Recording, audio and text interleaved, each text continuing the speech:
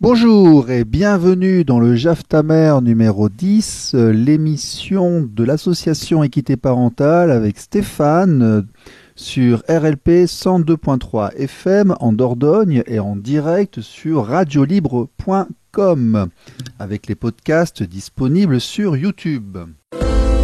Vous êtes sur RLP 102.3.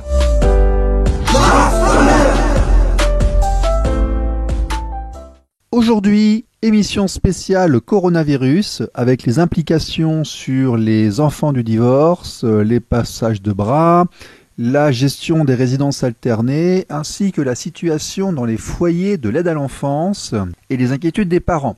Nous aurons deux interventions de maître Aubéry-Salcroix ainsi que plusieurs témoignages, notamment deux appels de maître Hamas et des interventions de parents qui sont inquiets pour leurs enfants. C'est durant 1 heure, c'est enregistré cette fois-ci depuis chez nous, puisque les directs ne sont pas autorisés, le studio est fermé, mais nous nous débrouillons afin de garder l'information à vos portes et à vos oreilles durant cette période de confinement, qui concerne aussi les enfants. C'est JAF-Ta-Mère, c'est Stéphane depuis Périgueux sur RLP 102.3 FM. Vous êtes sur RLP 102.3.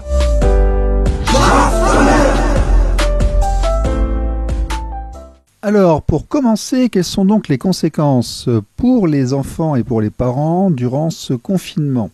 Eh bien, c'est déjà peut-être l'occasion de passer du temps avec les petits, de travailler avec eux sur les cours du CNED que le gouvernement a mis en ligne gratuitement pour compenser la perte de l'école, d'avoir aussi un suivi avec ce qu'effectue le travail des enseignants dans les écoles qui suivent les enfants à distance. Et c'est parfait aussi pour suivre les devoirs, regarder où se situent les enfants, comment ils apprennent, les remettre un petit peu à niveau. Ne les mettez pas devant la télévision à ne rien faire, essayez de passer du temps ensemble. Voilà, c'est vraiment le moment idéal pour ça. Alors il y a effectivement des conséquences dans les situations de séparation. L'association Équité Parentale a une position officielle que nous allons vous donner aujourd'hui. Nous ne voulons pas que vous utilisiez le coronavirus pour régler vos comptes et essayer de garder les enfants plus longtemps ou de ne pas les remettre à l'autre parent. Il y a malheureusement des échos disant que les services de police ne prennent pas les plaintes pour non-représentation d'enfants, mais je peux vous assurer que tous ceux qui abuseront de la situation, lorsque la normalité reviendra, le paieront relativement cher. Donc pensez aux enfants d'abord. Et s'il vous plaît, essayez de vous comporter correctement. Donc on passe du temps avec les gamins, on s'en occupe comme il faut, gentiment, et on essaye en bonne intelligence avec votre ex-conjoint, le parent des enfants, de gérer la situation afin que tout se passe pour le mieux dans l'intérêt de tout le monde. Voici d'ailleurs l'avis de maître Aubéry-Salcroix sur la question, spécialement pour nous, en exclusivité sur JAF-Ta-Mère. Vote Macron en marche, qu'est-ce qu'il m'énerve. Après avoir cassé nos codes, il veut toucher à nos réserves. Balance ta robe. Même s'il parle mal de nous, on sait qu'au fond ça vaut le coup. Balance ta robe. Maître Aubéry-Salcroix sur RLP 102.3 FM. Balance ta robe. Nous n'oserons pas chanter.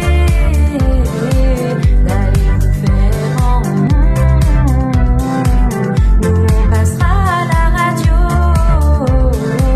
Parce que nos mots sont bien plus beaux. Oui, bonjour maître, vous allez bien ? Oui, et vous Stéphane? Un petit peu confiné, mais tout va bien. Dites-moi, nous avons beaucoup de questions en ces temps de coronavirus. Quelles sont les directives Qu'est-ce qu'on fait pour les passages de bras, les résidences alternées pour les enfants Comment ça se passe? Alors, si on écoute le Monsieur Castaner et puis la porte-parole du gouvernement, normalement, les échanges doivent continuer, c'est-à-dire que les alternances doivent se faire en respectant les mesures de sécurité, donc masques, gants et puis limiter quand même les contacts publics. À côté de ça, d'expérience là de mes clients ces derniers jours, il y a beaucoup de parents qui ont suspendu pour éviter d'exposer les enfants. Donc l'autre parent a voulu aller déposer plainte et les plaintes n'ont pas été prises, m'ont expliqué mes clients. Les policiers ayant répondu qu'en période de corona, ils n'allaient pas prendre les plaintes pour non-représentation d'enfants. Mais il y a pourtant une obligation de prendre les plaintes. On est d'accord, il y a une obligation de prendre les plaintes, il y a des décisions qui sont définitives. Maintenant, le principe de précaution fait que on ne reprochera pas à un parent, dans l'immédiat en tout cas, de ne pas avoir fait de représentation d'enfants conformément à la décision. Voilà, donc c'est éventuellement à invoquer en cas de procédure ultérieure, mais dans l'immédiat, les parents concernés n'arriveront pas à faire exécuter la décision en urgence. C'est profondément injuste. C'est dramatique pour beaucoup de parents qui ont déjà des difficultés pour voir leurs enfants. Tout à fait. Et puis il y en a qui clairement instrumentalisent le Covid pour pouvoir conserver les enfants à proximité, quoi. Alors nous allons officiellement. En ne pensant pas que, oui, excusez-moi, en ne pensant pas que l'angoisse d'une contamination, si elle est de leur côté, elle est évidemment présente également chez le parent qui n'a pas l'enfant. Oui, alors nous allons officiellement demander à tout le monde d'agir en bonne intelligence. Vous faites passer les enfants, vous respectez les droits de garde, vous continuez les résidences alternées, vous isolez vos gosses, effectivement. Si l'isolation est bien faite des deux côtés, il n'y a aucun problème. Vous allez en voiture, l'enfant sort de la voiture, il va vers votre parent, il revient. Mais vous n'utilisez pas ce prétexte, s'il vous plaît, pour régler vos comptes. C'est ce que nous demandons et c'est la position de l'association. Tout à fait. Bon, merci d'être sacré, merci beaucoup. Je vous en prie.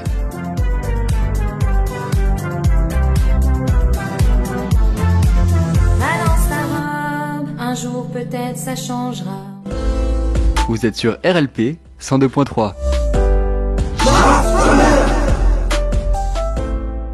Voilà, une actualité bien chargée, donc, comme tout le monde peut s'en rendre compte, mais avec des conséquences parfois insoupçonnées. Nous allons revenir sur le cas de Arnaud. Arnaud, nous commençons à parler ici régulièrement, qui devait passer en audience lundi il y a 10 jours, suite à avoir récupéré son enfant dans des conditions un petit peu déplorables. Il a eu une très mauvaise nouvelle, c'est-à-dire que malgré la demande des services de l'ASE, le juge a décidé de continuer de placer son gamin durant 6 mois. Donc il n'a pas vu son Loïc depuis le 18 février. Il a eu droit à 1 heure de visite médiatisée par semaine, ce qui est absolument hallucinant, parce que sous prétexte que la mère ne voulait pas qu'il voie son enfant, le JAF a donné la garde de l'enfant à la mère. La mère, visiblement, a abattu le petit, ou l'a fait tomber, ou il y a eu un problème. Elle a reconnu qu'elle s'en occupait assez mal. Et malgré tous les rapports en sa faveur de l'ASE et autres, le JDE n'a pas voulu placer, le juge des enfants n'a pas voulu placer l'enfant chez lui, mais l'a mis en foyer.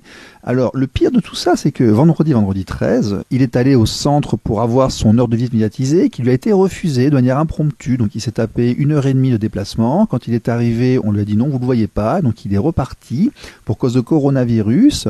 Et lundi, le foyer en question a fermé et l'enfant est allé en famille d'accueil. Et évidemment, les tribunaux sont fermés et donc il ne voit pas son gamin qui lui a carrément été enlevé, alors que c'est lui qui l'a envoyé chez le médecin pour le faire regarder par les services de la PMI.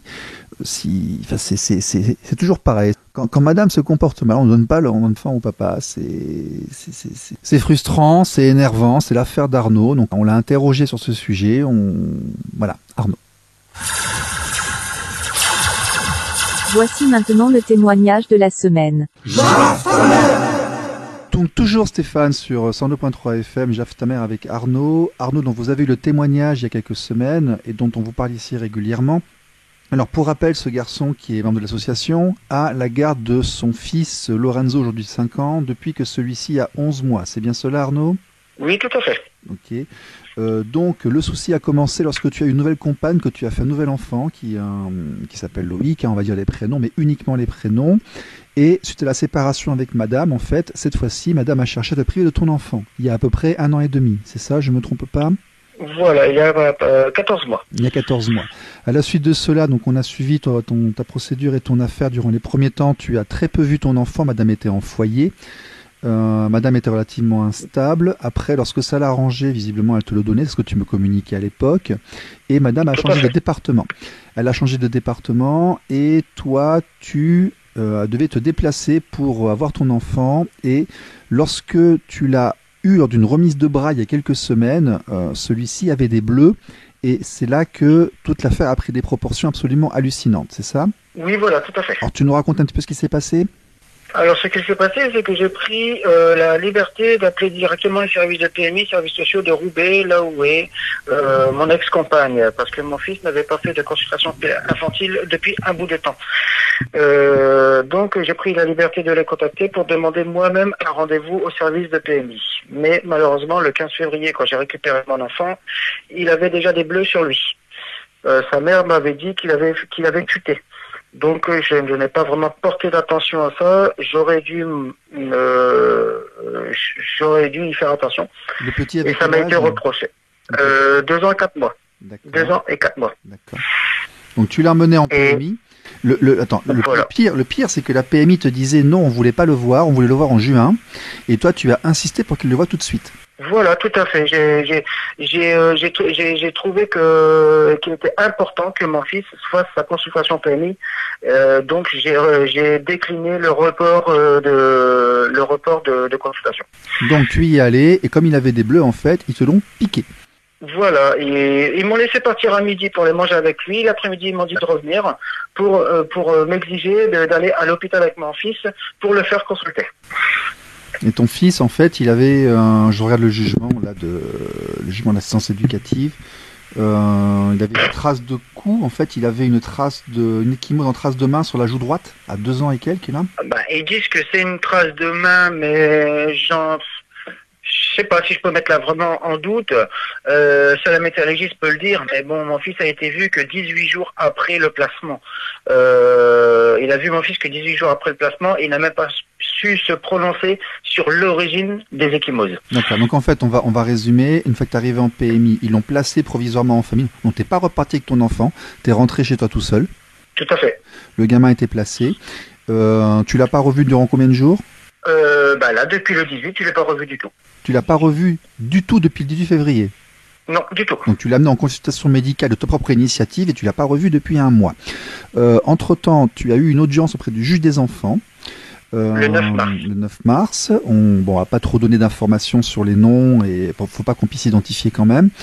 Par contre, ce qui est important, c'est que tu étais appuyé par les services de l'aide sociale à l'enfance qui disaient que tu étais un bon père et ils demandaient à ce qu'en fait le placement soit fait chez toi, ce qui contredisait le jugement du JAF en fait, parce qu'ils pensaient que tu étais plus fiable que la maman. C'est bien ça, hein?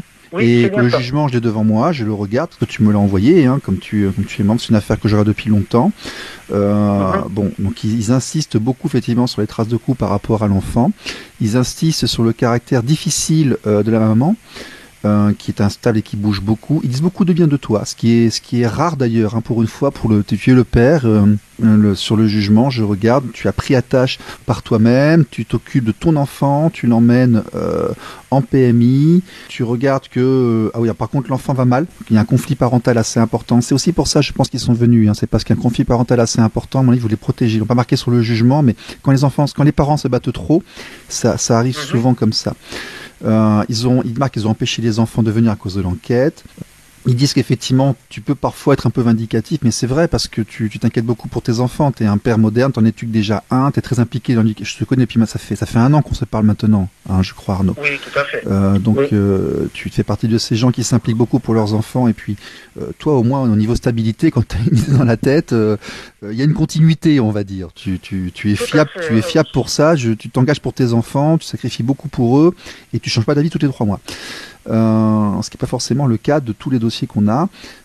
C'est pour ça que le chat est intéressant. Donc en fait, le côté hallucinant de ton affaire, c'est que parce que madame ne veut pas que tu vois l'enfant, le JAF au départ te donne pas la garde.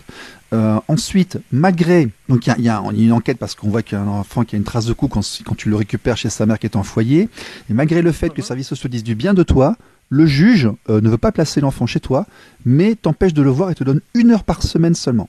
Tout à fait. Et surtout que mon ex-compagne, elle a dit elle-même devant la juge que c'était bien chez elle que ça s'était produit. C'est ça le pire. C'est qu'elle a avoué devant la juge que c'est chez elle que ça s'est produit. D'accord, donc en fait il y a absolument pour rien. Ça fait 14 mois que tu te bats pour t'occuper de ton enfant en disant que quelque chose déconne un peu quelque part, hein, mais tu n'es absolument jamais écouté, et même si avec le temps, je crois même que les services sociaux de ton lieu de domicile, au départ, écoutaient beaucoup madame, puis avec le temps se sont mis à être de ton côté. Enfin, comment dirais-je, ont compris que tu étais pas instable, tu n'étais pas mal intentionné, tu étais capable de t'occuper de ton enfant. Malgré cela, on t'empêche quand même de le voir. Okay. Bon. Alors après, il y a un deuxième élément, c'est que là, actuellement, ton gamin, il est à combien d'heures, à 3 heures de chez toi, c'est ça?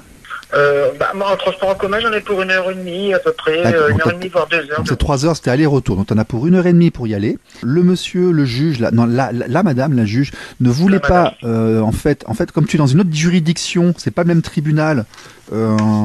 C'est aussi pour ça qu'ils l'ont pas mis chez toi, parce qu'ils voulaient pas le déplacer de juridiction. Donc en fait, tu dois te taper 1h30 pour le voir, 1 heure puis rentrer chez toi, ce qui est assez agréable, avec un autre enfant de 5 ans que tu as à ta charge. Et là maintenant, tu vas me dire ce qui se passe depuis que le coronavirus est arrivé. Et comment, vas-y, raconte-nous un petit peu tout ça. Alors, ce qui se passe avec le coronavirus, le vendredi 13 mars, je me suis déplacé en vain pour aller voir mon enfant 1 heure. Je n'ai pas été prévenu au préalable que je ne pouvais pas voir mon enfant. Je me suis quand même déplacé jusque là-bas. Je leur ai demandé des explications et à avoir une note écrite de leur supérieur ou de leur part me stipulant mon interdiction de voir mon enfant. Ce document, je ne l'ai jamais eu. Il n'y a aucun document qui me stipule que je n'ai pas le droit de voir mon enfant.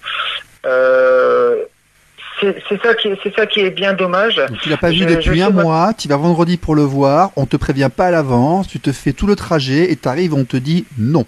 Voilà.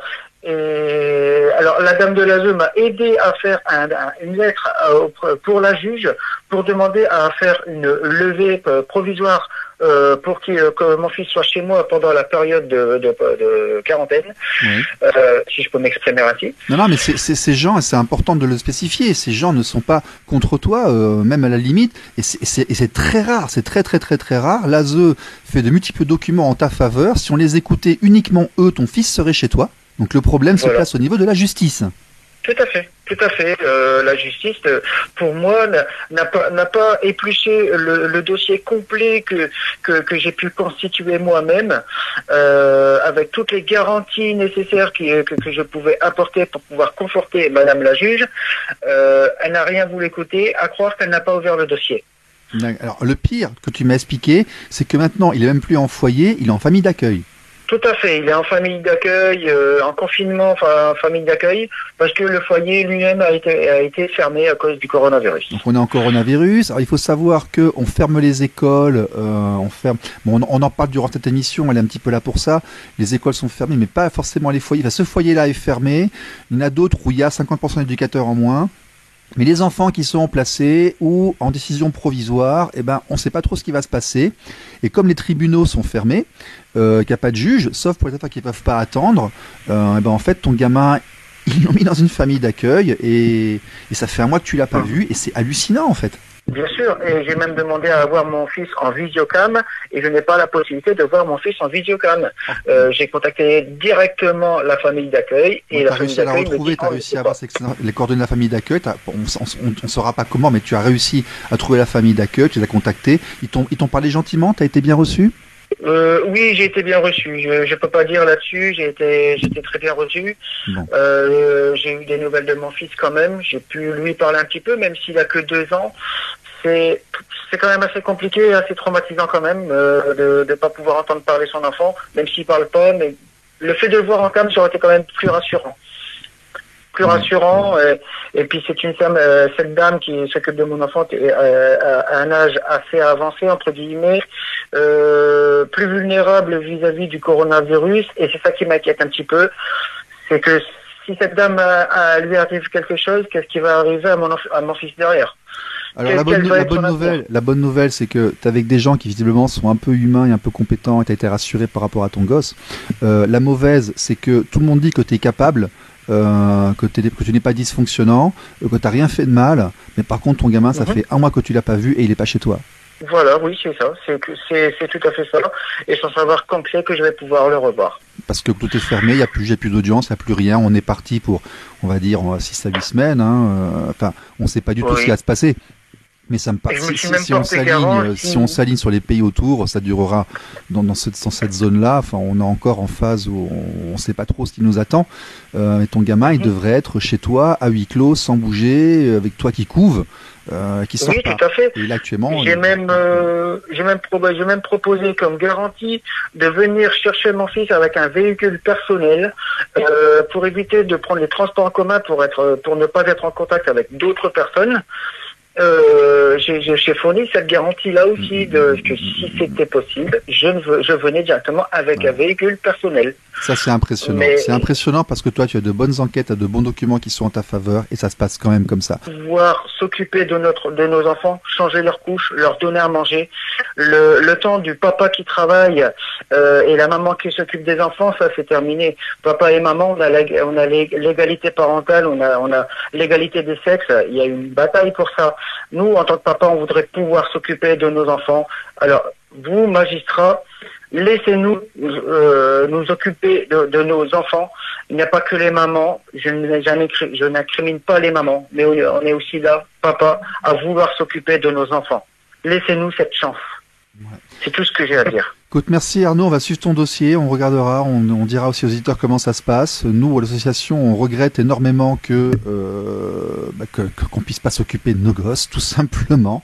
Encore une fois, quelqu'un, même lorsque les services sociaux sont d'accord pour que l'enfant soit chez eux, si la mère est défaillante, on place l'enfant au lieu de le mettre dans un membre de la famille, au lieu de le mettre chez son père. C'est donc ce qu'on appelle un placement abusif, d'après ce qu'ont indiqué le Conseil d'État ainsi que les différentes enquêtes qui ont été faites par le passé, parce qu'un placement, avant de placer un enfant, on doit étudier une solution alternative. Et dans la solution alternative, priorité est faite à la famille. Nous sommes donc face à des institutions qui ne respectent pas les lois, qui ne respectent pas les conventions internationales, qui ne respectent pas ce qui a été décidé à l'Assemblée nationale. Et nous, on est comme ça. Et quand ça part, quand il y a un impondérable comme le coronavirus et autres, on ne sait pas du tout ce qui se passe. Là, imaginons que demain, il n'y a pas de déplacement durant plusieurs mois avec l'armée dans les rues et tout. Ton gamin, tu sais pas quand tu le revois. Et à 2 ans, une rupture de 3 mois, 4 mois de lien parental, c'est grave. Voilà, il faut quand même le dire. Voilà. Bon. Alors la bonne nouvelle, c'est qu'il est avec des gens, visiblement, ça se passe bien. Il n'est pas dans un foyer abandonné parce que il y en aura actuellement, il y en a en France. Les éducateurs sont plus là, il y a des endroits où il y a des gamins, ils sont plus de 10, ils sont ensemble et tout. On ne sait pas comment ça va évoluer par rapport au confinement, c'est une première. Et puis, vu les réactions qu'on voit il y a des motifs d'inquiétude. Toi, ça va. On sait que ton petit Loïc, visiblement, il est bien encadré, il a un peu de chaleur. On se rassurera dessus. Mais je voulais en parler parce que ton affaire est vraiment, c'est un scandale depuis le premier jour. Voilà. Ah oui, tout à fait. Ouais. Tout à fait. Je sais pas si un jour je vais pouvoir sortir de tout ça, parce que et moi je comprends une chose, je comprends sans comprendre, c'est que j'arrive à me mettre à la place de certains papas qui finissent par baisser les bras. Malheureusement, ils ne devraient pas baisser les bras. Mais tu peux pas, t'as un deuxième enfant, c'est ce que je t'expliquais, t'es un poteau. Il faut absolument que tu te tiennes et que tu sois bien pour le deuxième. Ah non, mais moi parce que je si vais tu baisses les bras, ils vont te prendre aussi, tu vois. Donc. Oui, tout à fait. Mais voilà, il y a des papas qui finissent malheureusement par se ôter la vie parce qu'ils en ont marre de se battre, ils en ont marre marre de tout ça. Non, mais tout le monde n'est pas capable de passer 14 mois à faire les démarches, à faire les courriers, à rester sage, sans s'énerver, sans jamais avoir un éclat de voix, sans jamais avoir une insulte ou un geste déplacé. Tout le monde ne peut pas faire ça. Donc toi, tu en es capable et on le regarde et on l'apprécie aussi. C'est un exemple pour beaucoup. Oui. Merci Arnaud. Merci, à bientôt. Au revoir. Il n'y a pas de souci. Au revoir. Vous êtes sur RLP 102.3.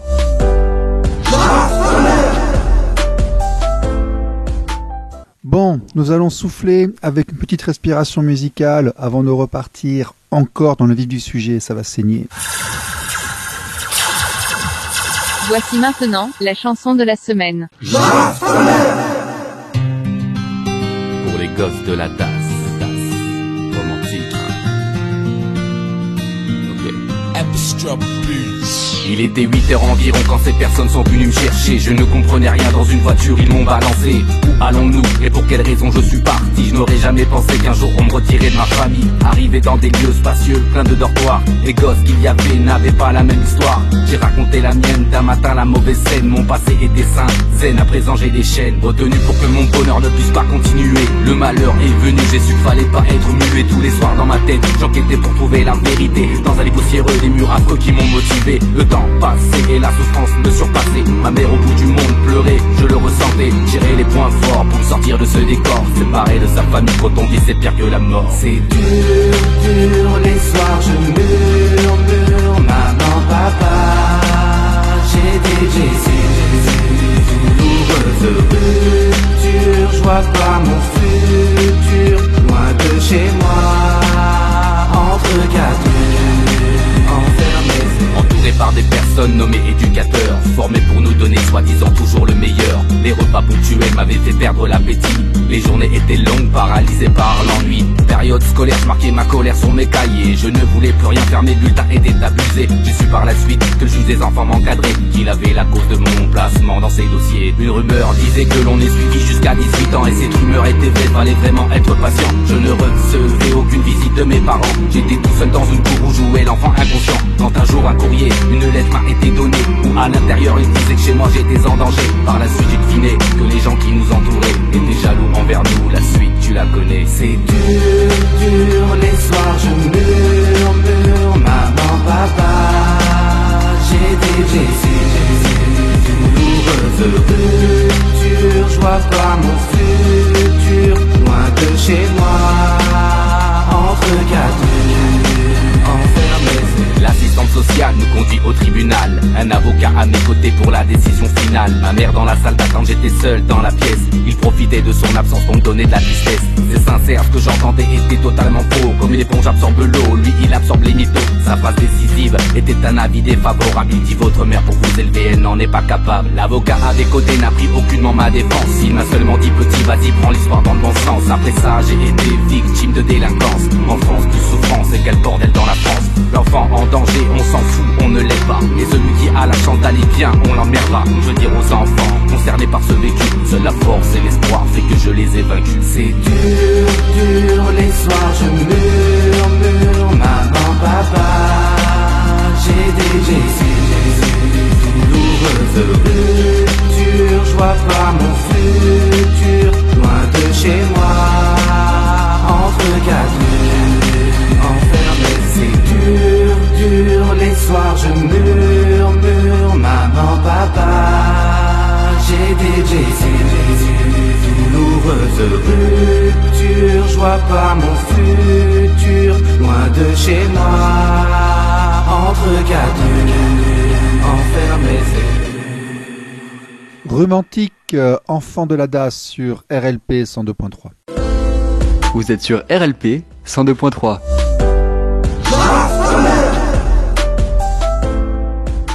Vous l'avez compris, le coronavirus pose beaucoup de problèmes dans cette actualité, y compris vis-à-vis des enfants et du traitement de l'enfance. Nous avons trouvé il y a quelques jours un témoignage lancé en ligne par Maître Hamas qui a diffusé ceci. Bonjour, je m'appelle Michel Hamas, je suis avocat au barreau de Marseille. J'en appelle au ministre de la Justice, madame. Les magistrats ont fermé les tribunaux. Des mesures ont été prises dans tous les dossiers de juges pour enfants où on suspend purement et simplement les droits de visite et d'hébergement des enfants. Nous ne pouvons plus joindre les magistrats car les greffes sont maintenant tous fermés. Les greffiers sont plus là. Nous ne sommes plus à même de présenter des demandes de main-levée des placements. Madame, il faut que vous ordonniez une décision globale par prononcer la main-levée des placements. Dans quelques jours, il n'y aura plus d'encadrement dans les foyers. Dans quelques jours, il n'y aura plus de soins dans les foyers. Dans quelques jours, les enfants vont être livrés à eux-mêmes. Dans les foyers, il n'y aura plus personne parce que les enfants placés, en gros, tout le monde va s'en foutre. Il est impératif, madame, que vous preniez une ordonnance qui oblige les magistrats à prendre une mesure de main-levée des placements et le placement des enfants au domicile des parents. Il y en a pour peut-être un mois. Si on fait rien maintenant, nous, les avocats, nous ne sommes plus maintenant en mesure de présenter des demandes au juge pour qu'il y réponde. Les magistrats ne répondront pas parce qu'il y a déjà beaucoup de greffes qui sont fermées, parce que les greffiers, les magistrats ont des enfants aussi. Nous avons tous des vies et on va se protéger, c'est ce qu'on nous demande. Dans quelques jours, on va plus travailler qu'au bureau. Les magistrats ne seront pas dans les bureaux et les enfants vont être seuls. Je vous en prie, madame. Prenez cette décision dans tous les dossiers. De main levée, des mesures. C'est le moment où on doit se faire confiance. L'histoire va nous regarder. L'histoire nous jugera sur ce que nous sommes en train de faire. Si nous laissons les enfants dans les foyers, on ne sera pas jugés comme des héros, certainement. Il est temps de se faire confiance, de faire confiance à ces gens, à ces parents. Il est temps de leur faire confiance et nous, d'être courageux, de dire on va tenter ça ensemble. En tout cas, tout mieux que des enfants seuls et sans protection médicale. Madame, je vous en prie, en mon nom personnel, puisque je ne représente pas les barreaux français, et au nom des centaines de parents que je défends, et des centaines d'enfants dont nous sommes responsables, et des centaines de parents dont nous sommes responsables tous, prenez une mesure de main levée. Les magistrats ne nous répondront pas. Travailler en ce moment ne servira à rien puisqu'il n'y a personne pour réceptionner nos demandes, très certainement. Prenez cette décision, madame, il reste peut-être que 2 jours pour que nous soyons courageux ensemble, se faire confiance. C'est maintenant que ça marche. Cet appel a été vu et diffusé plusieurs milliers de fois dans les heures qui ont suivi. Le lendemain, il a diffusé sur sa page Facebook ceci. Bonjour, je m'appelle Michel Hamas, je suis avocat au barreau de Marseille. J'en appelle au juge pour enfants, j'en appelle au ministre de la Justice. Nous sommes confinés, dans quelques jours la peur va prendre le dessus, et les précautions aussi, et il n'y aura plus personne pour garder les enfants placés dans les foyers. J'en appelle au ministre de la Justice, j'en appelle à chaque magistrat. Dans tous les dossiers où vous pouvez le faire, laissez les enfants rejoindre le domicile des familles.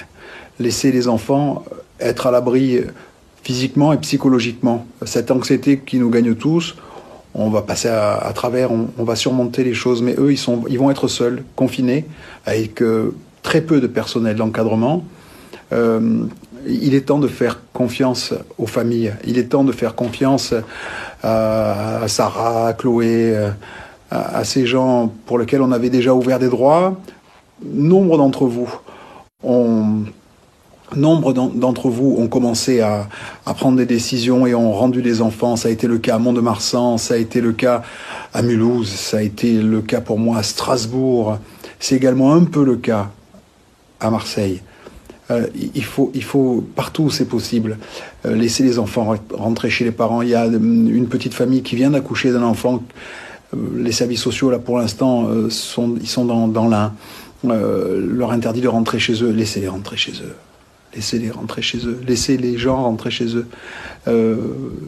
L'histoire nous regardera. On regardera ce qu'on a fait, là. Il faut le faire ensemble. On se bat loyalement avec des mots en français. Je le fais en robe, vous le faites aussi en robe. Il est temps d'honorer les robes que nous portons. Là, il faut laisser les enfants rentrer chez eux. Diffuser cette vidéo, que ça puisse remonter. J'ai saisi le ministre de la Justice d'une requête. J'ai envoyé au ministre, j'ai envoyé partout. Je pense que d'autres confrères l'ont fait. Il y a peut-être... on a quelque chose à faire dans 2-3 jours. Ça sera certainement plus possible quand il n'y aura plus personne dans les foyers, quand il n'y aura plus qu'une personne pour 40 gamins. Des viols, on en a tous les jours. Des agressions, on en a tous les jours. Là, les enfants, ils vont être livrés à eux-mêmes. On ne peut pas laisser faire ça. On ne peut pas laisser faire ça. Il faut faire preuve de courage ensemble. Il n'y a pas de raison qu'on ne se sorte pas de ce truc. Laissez rentrer les enfants chez eux. Vous comprendrez que tout ceci pose un certain nombre de problèmes. J'ai donc voulu demander l'avis de maître Aubéris Salcroix sur ce sujet et nous avons eu une discussion.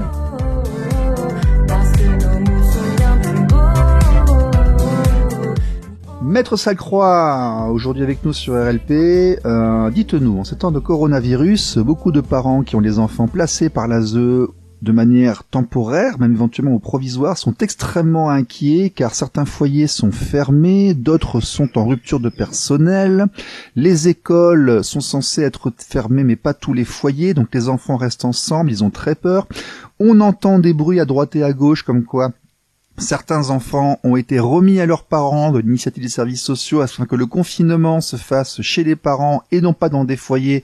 Est-ce que vous en avez entendu parler? Quelle est votre position sur ce sujet, s'il vous plaît?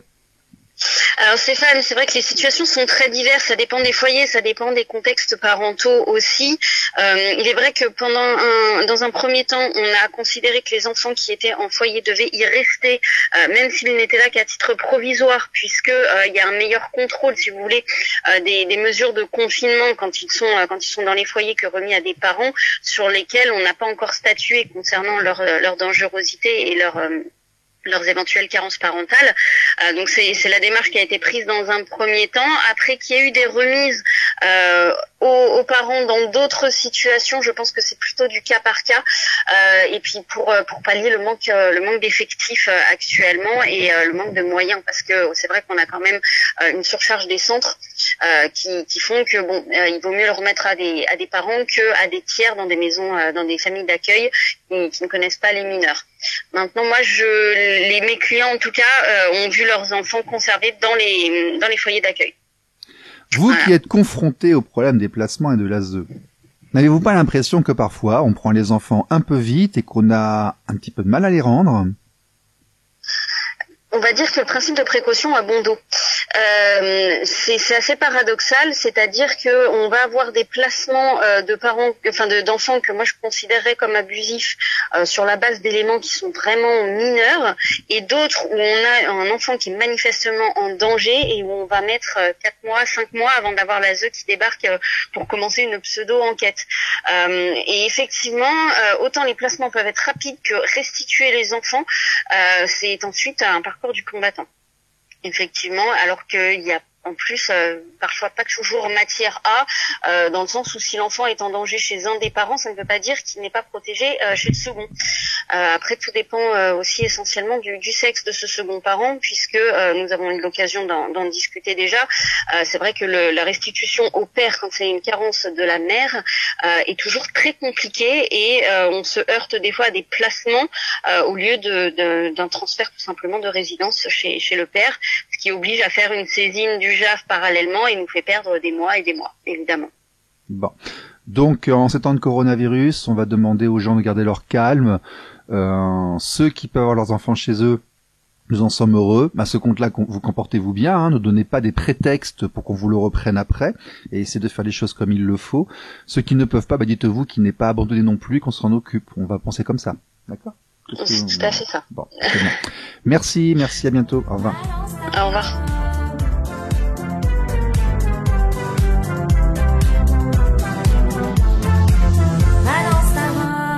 Un jour peut-être ça changera.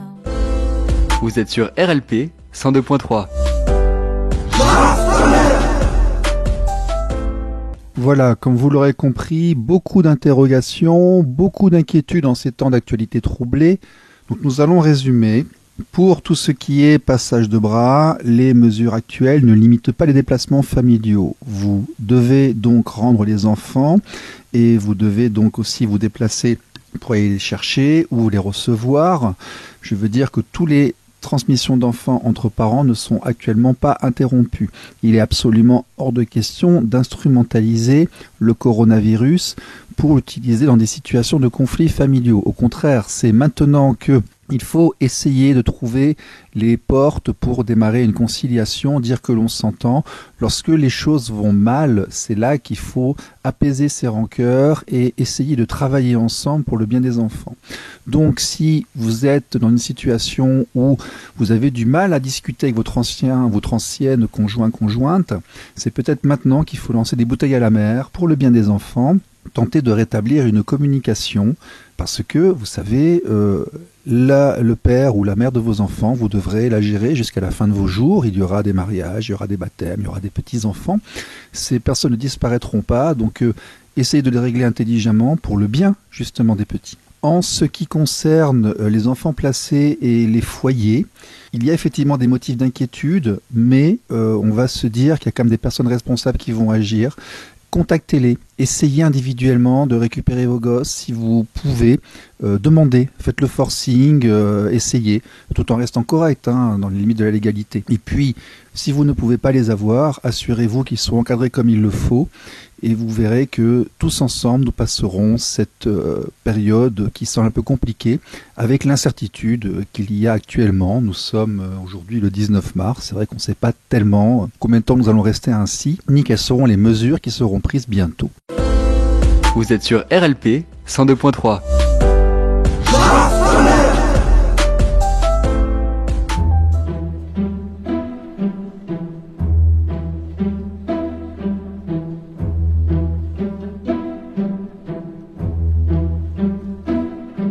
Pardonne-moi si les silences au fond de moi m'ont rendu sourd, si les grands soirs ne valent plus rien quand vient le jour. J'aimerais t'aimer comme il se doit, pardonne-moi. Pardonne-moi si tu rêvais d'un autre moi, d'une autre vie. Comment pourrais-je tromper la mort quand elle sourit? Encore une fois, encore une nuit, pardonne-moi. Si le monde ne te reflète que dans tes yeux, je tombe, dis-moi qu'aurais-je pu faire de mieux?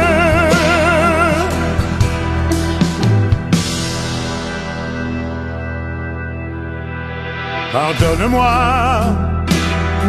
si le volcan au fond de moi ne s'éteint pas, si la fureur des souvenirs ne revient pas. Personne ne saura mieux que toi, pardonne-moi.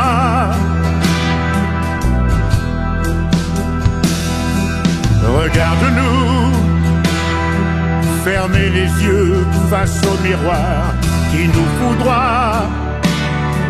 Quand la victoire n'a plus de goût, n'a plus d'éclat. Sauver l'amour, sauver l'envie, une dernière fois.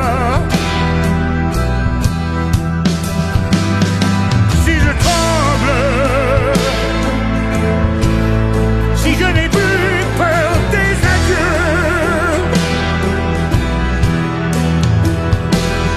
si je tombe,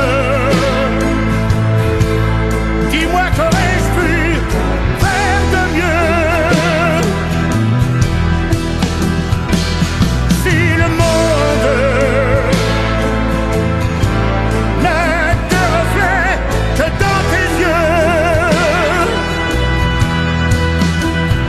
et si je tombe,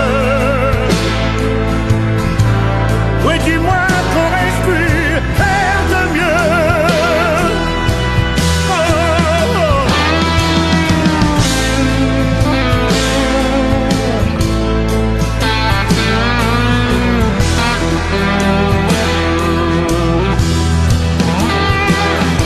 Si je tremble, si je n'ai plus peur des adieux, si le monde ne te reflète que dans tes yeux,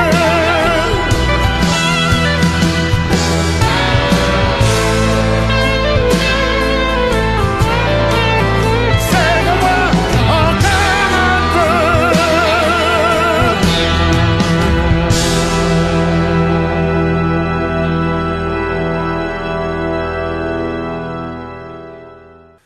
Voilà, c'était le numéro 10 de Jaf ta mère, effectué en plein confinement. durant le début de la crise du coronavirus, qui a été réalisé un petit peu avec les moyens du bord, mais il me paraissait important de donner ces informations aux gens. Cette émission est un peu plus courte que d'habitude. Nous nous excusons auprès du Concordat familial qui aurait dû aujourd'hui faire l'objet de l'émission 10. Nous avions prévu d'ailleurs un psychologue, une médiatrice et Monsieur Néris qui est prof de droit. Ce sera pour une prochaine fois. Nous envisageons toujours de recevoir Cédric bientôt de la chaîne YouTube Juste Papa qui est assez actif en ce moment et qui a des idées qui rejoignent les nôtres et qui méritent qu'on lui donne un petit peu la parole sur nos antennes. Ce sera normalement pour la prochaine émission. Dans l'attente, nous vous recommandons de respecter le confinement parce que à partir du moment où il a été décidé, eh bien, il faut le faire, sinon ça ne sert à rien. Imaginez que cela tourne mal, ce sera la faute de ceux qui n'ont pas suivi les directives. Donc autant le faire comme il faut. L'avenir nous dira si c'est l'Angleterre qui avait raison ou si c'est nous. Certains amis en milieu hospitalier qui me disent qu'il vaudrait mieux être prudent quand même parce que visiblement il y a quand même une certaine surcharge, on se doute tous qu'on ne peut pas mépriser les services hospitaliers durant des années, les traiter comme des moins que rien, et ensuite s'attendre à ce qu'ils puissent réagir à une crise sanitaire avec une grande efficacité. Ça, malheureusement, il y a un côté très terre-à-terre et indéniable dans cette chose-là. Il faudra un jour en tirer les conséquences aussi, tous ceux qui se sont moqués de ça par le passé. Priorité aux enfants, retrouvons-nous, passons un peu de temps avec eux. Je vous dis à très bientôt, soyez sages, et c'était Stéphane d'Équité Parentale. Sur RLP 102.3 FM en Dordogne. On trouve sur le site web équitéparentale.com les pages Facebook pour chaque département, ainsi que la page Facebook principale pour l'association, ainsi que les coupures de presse, ainsi que vous savez, les affiches à imprimer et à envoyer. Vu que nous sommes tous confinés chez nous maintenant, voilà, soyez sages, restez prudents et à très bientôt. Au revoir.